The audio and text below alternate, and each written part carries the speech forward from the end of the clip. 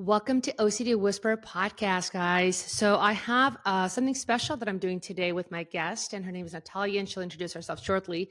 But this will be episode or series one of a four-series podcast where we're going to be talking about ERP, all different things about ERP. So before we go any further, let me start by having Natalia introduce herself. Hi, everyone. I'm Natalia. I'm so excited to be speaking with you about exposure response prevention. It's my favorite type of therapy.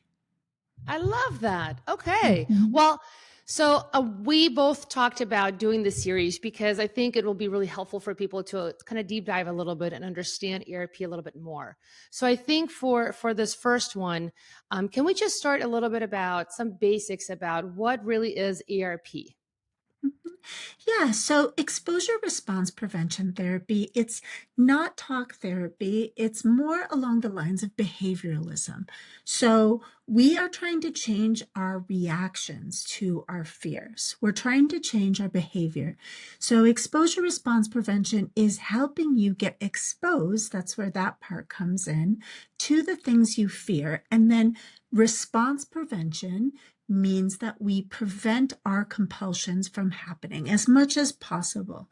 So we realize that when we have OCD or phobias, we tend to really avoid our triggers, avoid the things that make us uncomfortable.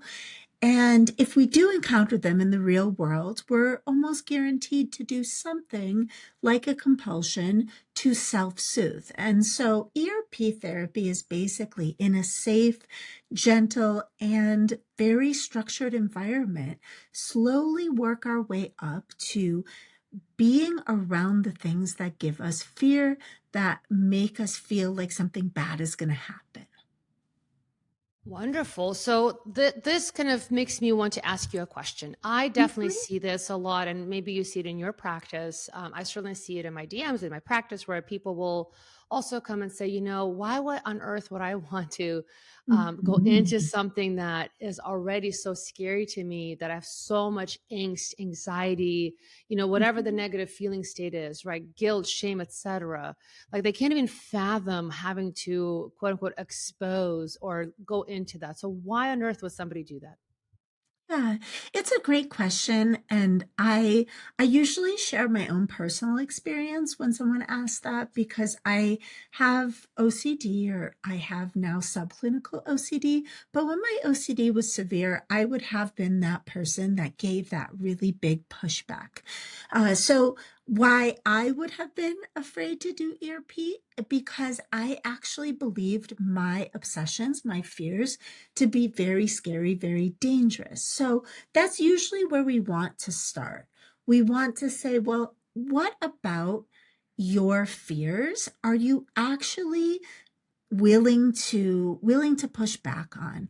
What piece of your fears do you believe is the OCD's magnification? And that's where we'll start the ERP, in that little bit that you are not in alignment with. So whenever we start ERP, we don't have to like create the whole fear hierarchy for all the things. We actually want to start with something that you're already motivated for, and that you already seem to see is an overreaction to a stimulus. I see. So one of the things you're saying, if I'm hearing you right, is more that having a person understand for themselves that there is an Yes. exaggerated response to this, that this is a little bit extreme, Mhm. and perhaps even is getting in the way and somehow, and they're willing to Yes. work on that item.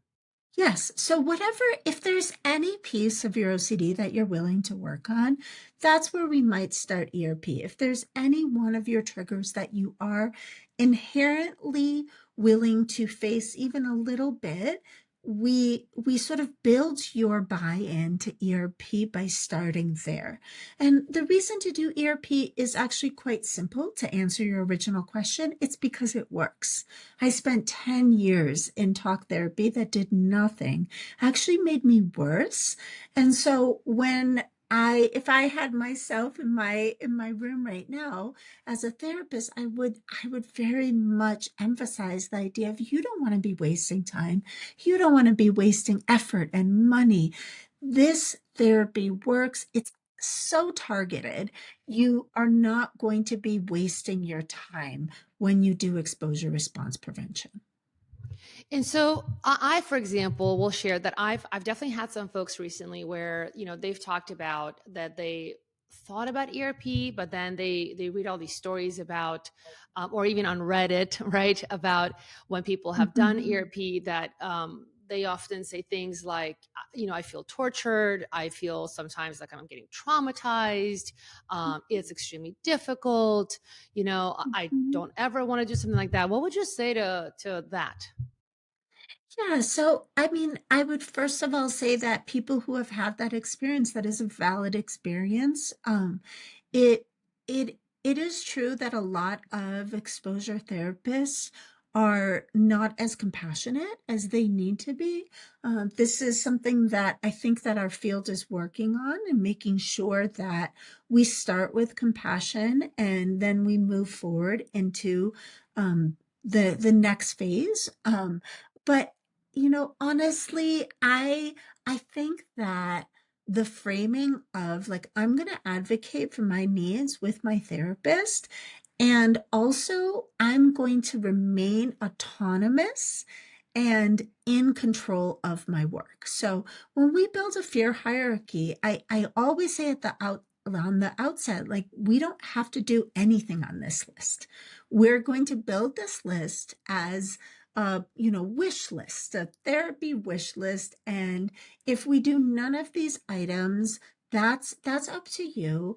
Every single time we level up on the fear hierarchy, we get consent, we get buy-in, we check in to make sure that some other thing is not happening in your nervous system this week. That's my personal style. As long as you find an exposure therapist that cares about your experience as well, which there's quite a few of us that are sensitive people, then the danger of like being tortured, it won't happen because it's a very measured approach to exposing you to your fears. Got it. So it sounds like one of the things I'm hearing is that people can make sure that when they're working with a therapist, that they're looking for somebody who can do it kind of step by step, and hopefully build up that muscle and the confidence to be able to do it. So let's talk a little bit about how would somebody, just more like a big overarching bird's view, how would somebody do ERP? What are some of the Mhm. components that go into this? Yeah. So, I mean, the first thing that we would have to do is to create a complete list of obsessions, a complete list of compulsions, and that can take some time. And then once we have that foundation, we're going to build something called a fear hierarchy. And now, a fear hierarchy, which needs to be renamed, but that's what the official name of it is basically like a to-do list or a wish list that you find challenges to the OCD and then you rate them in a scale between 1 and 10. Some therapists do 1 and 100. And as you go forward in the fear hierarchy, you only do things that are really achievable in the moment. But you have this full list of where you will be going if you so choose. Okay, got it. And then what do you do for, I guess, how do you take the next steps? Like, are you looking Mhm. for then willingness? Are you looking for picking like what's the lowest or highest level of distress that it's causing? Because there's different Mhm. information out there, right? There's some Yeah. styles where we're using like our own internal measure to kind of say, okay, yeah, these things are more low level difficulty, these are mid, these are high, right? There's other therapy modalities that would say, hey, we don't need to look at that. Let's look at what you're willing to do. So what would you say? Yeah, it's very much dependent on my client. We have this conversation at the first session to say, like, how do you want to structure this work? Do you want to first tackle things that would have the most positive benefit to your parenting or to your relationship or to your well being? What do you really miss that you want to bring back into your life? Do you want to go slow and steady just with the absolute easiest exposures and go up the list? Or do you want to make a call any given session as to like what you really feel motivated to work on? There's no right or wrong way to do this. There's the classic way, and then you'll probably find that a lot of talented OCD therapists out there are innovating and having flexibility based on their clients' needs. And if the clients are advocating for a certain approach, like we definitely want to accommodate that.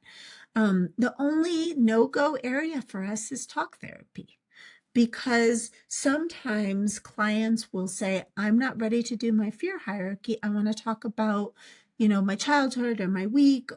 And our job as OCD specialists is to give that a little bit of a container and then redirect to like the core purpose of working with an OCD specialist, which is to face the fears.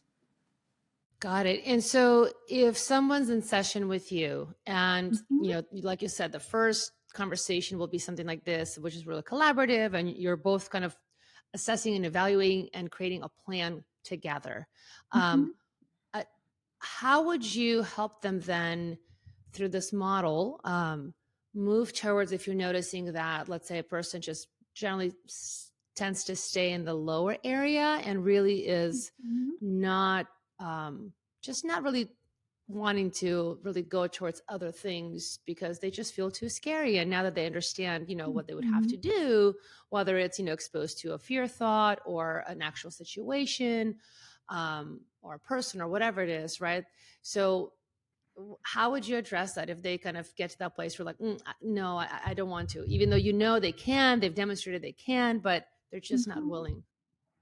Yeah. So I would probably utilize acceptance commitment therapy. So this is another modality that really focuses on your values and how your behavior is not in alignment with your values. So that might be a little side quest that I go on with my clients to sort of point out where the disconnect is between where they want to go and what they're willing to do today. But again, like this, it can't be forced. It can't be coming from a place of like authoritarian therapy, where I'm saying this is what's best for you right now, and we're going to move forward, because that inherently is going to bring up a lot of feelings of, as people on Reddit might say, of being made powerless or feeling like they have to comply with the therapy, but then coming home and being overwhelmed by or flooded by the experience that they had in the therapy room. So I am very, as I keep saying the word, measured, but that's how we want to show up in a therapy room, is measured. We are going little by little because slow progress is more important than, rushing through it and potentially risking a flooding event that will cause the client to, be one of those posters on Reddit saying, I'm never going to do this again. So I see it as like, I've got one shot with this person, and like we're going to take the time that we need to get where we need to go. Yeah, that I love hearing that approach, and I mean, I think you're right. At this point, it sounds like the other thing is that every therapist has their own personality and style. Mhm. And the other thing, if as we're talking about kind of the introduction to ERP in today's episode, it's understanding the different ways ERP can be done, but that fundamentally we're still looking at kind of the same foundational pieces, right? Which is Yes.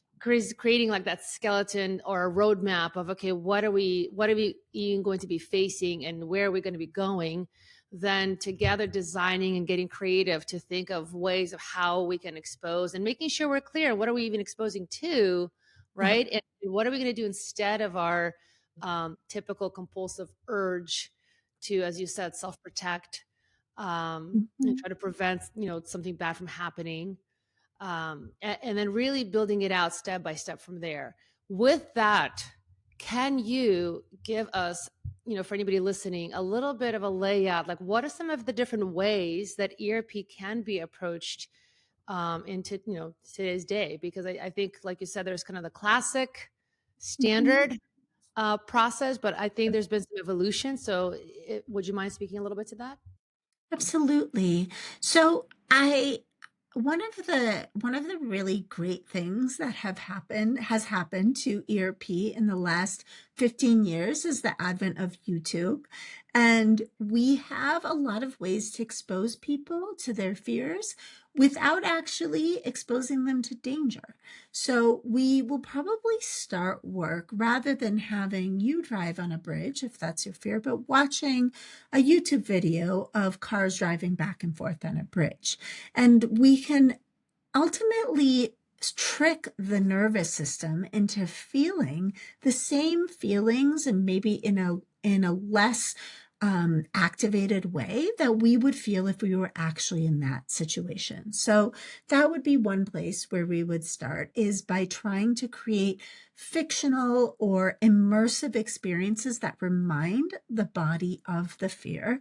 We can also create imaginal scripts where we write stories and use narratives to bring us deeper into our fears. And we can bring family members in and role play or bring up certain fears in a more, lighthearted way. But we have many different ways that we can, involve the person, bringing them into some safe exposures to the things that they're dreading, the things that are keeping them up at night.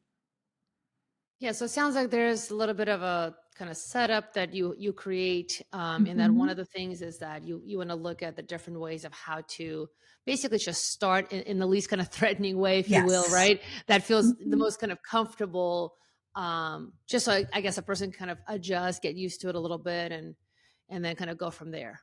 Yes, exactly. And it depends on the person for like what is the most like gentle approach to begin. But I think one of the trickiest is if something that we do early on in exposures is overwhelming to their nervous systems, then we need to go back and do some distress tolerance work. We need to take a quick pause and figure out what they are capable of doing to re-regulate, and how they can be in a very receptive place coming into our therapy room. So we have little detours that we can take if those early exposures don't seem to be going well. Yeah, can you talk a little bit more about that? Like what would be an example? Because I certainly know I've heard a lot of different mixed um, input about, oh, we want to practice feeling discomfort. At the same time, Mhm. you're talking about, well, if the discomfort is so high that you're kind of Mhm. starting to, almost like clock out a little bit from your body, or you're not even fully there, or you're starting to feel like you're going to just kind of shut down, right? Then that feels like too much, and we're not Mhm. anywhere near there. So how would you figure that out? Like when would it be appropriate to do something like distress tolerance and not have that be counted as a compulsion or avoidance, right? Because this is like such an interesting nuance in OCD. Yeah, it's really tricky. And I think this is the divide between the classical ERP practitioners and what, for lack of a better word, what like sort of the next gen ERP therapists. I think that it really is about having balance, like honoring the structure of exposure response prevention, but also individuating it. So creating something that is meeting the person where they are in that moment. We're still taking the same path, but we are, if we see someone come into our therapy room and they're vibrating at like an 8 out of 10 just as their baseline, I'm not going to bring in exposures. um for me, that person needs to be down at a 2 or a 3 at a more regulated level before we can even commence. Not all exposure response prevention therapists believe that, but that's my personal philosophy. Okay, and so what would you do? What would be an example of how you would do some exercise that would be a distress tolerance exercise? So we might begin our session with some tones, with a visualization. We might begin the session by increasing our like comfort with the space. I work with a therapy dog and a therapy Maine Coon cat for certain clients, and sometimes it's just that animal focused time in the beginning. Sometimes we do need to check in with our bodies, as you mentioned. We might need to do a body scan. We might need to do some letting go of other stressors that we're bringing into the therapy room. But this, sometimes will be 15 minutes at the beginning of a session, and sometimes we don't need to do it at all. So it really depends on the person, and if they are asking to do it the entire session or every session and they want to do the same thing every session, that's when I start to, be like, ooh, is this an avoidance compulsion? Is this potentially in service of the OCD? And so we would switch gears then. I love that. So I just want to say personally, I think that's really creative, and you have the Mm-hmm. capacity, sounds like, to, have Mm-hmm. an animal. Um, and I find that, yeah, therapists who are open and able to be flexible and really Yeah. keep striving to meet the client where they're at are, I think it's wonderful. And it can help to break this down so that if somebody really wants to use ERP as a first line treatment for their OCD, that, you know, they can, hearing this, I hope, understand that there is flexibility, that it doesn't have to be, like you just said, this kind of, like, we're going to beat you down with this. That's not the goal here. It's like, this No. is not for us, right? This is for you. Mhm.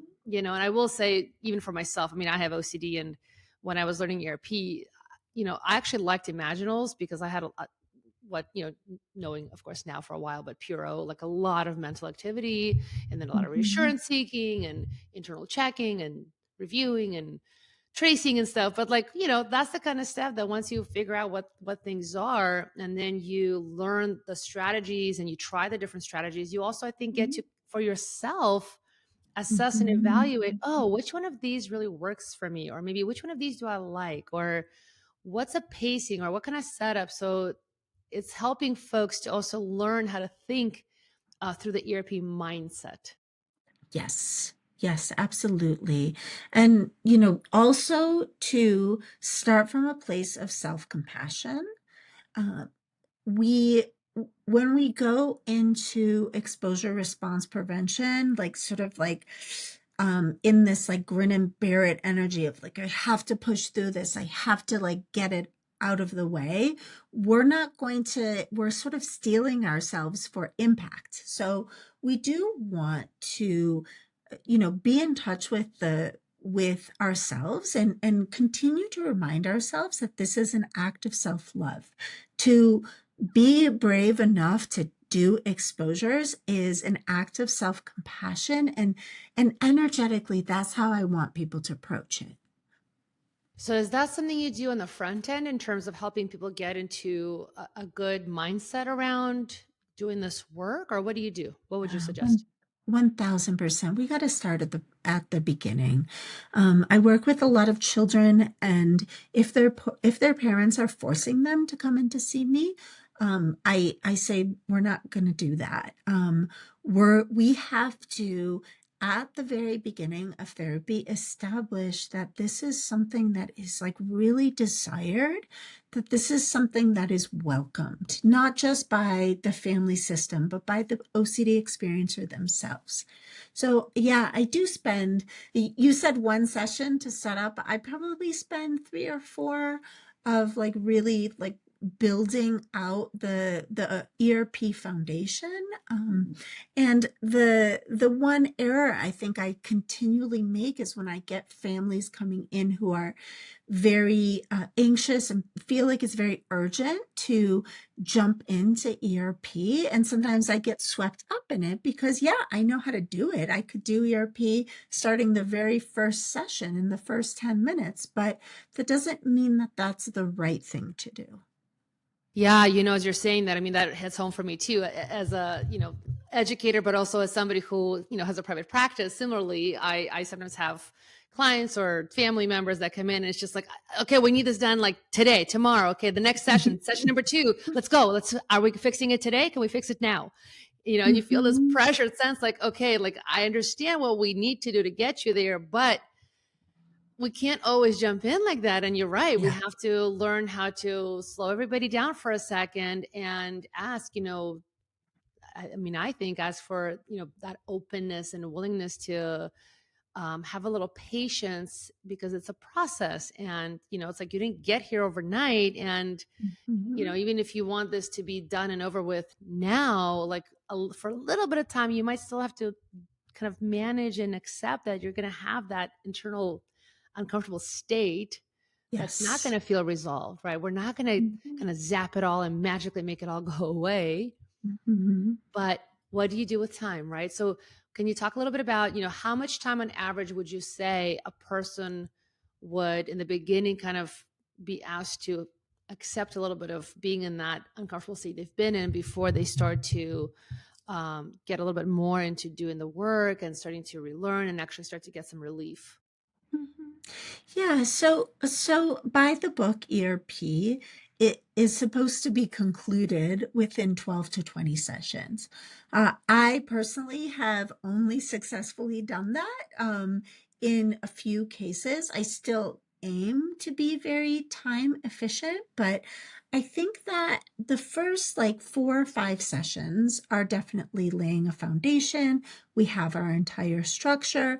I would say 5 to 15 is going to be really doing the work, getting focused on the exposures at hand.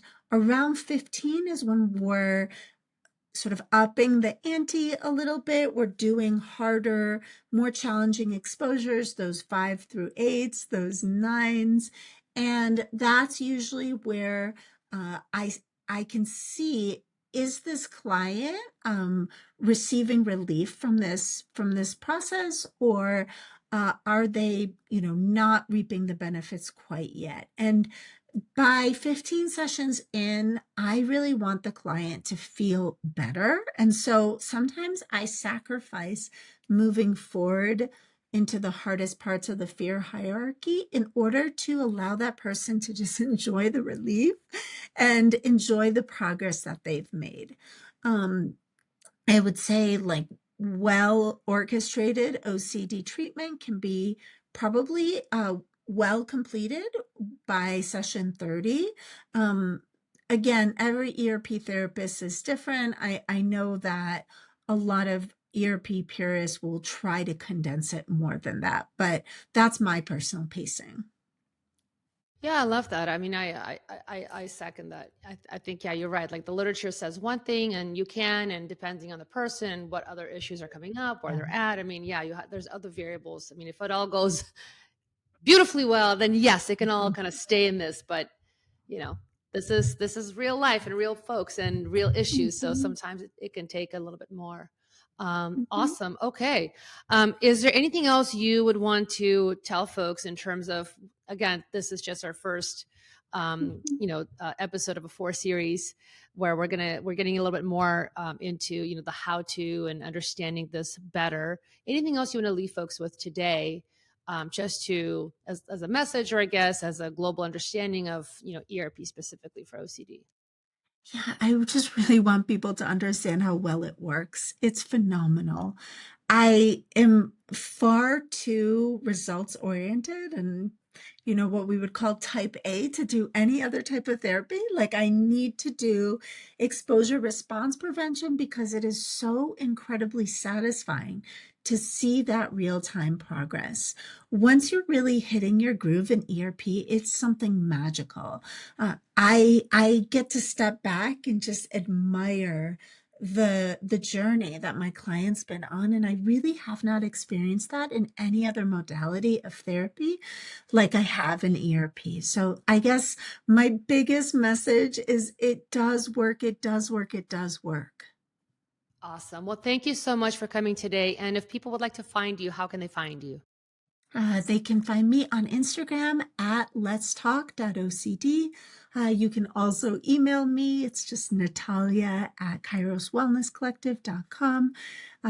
Kristina knows me as well. You can ask Kristina for my contact information. But most of all, I really want you to try to find a great OCD therapist in your area. I'm based here in Colorado, and the IOCDF directory has licensed and incredible OCD therapists throughout the United States and even globally. I love it. Thank you so much for coming on today.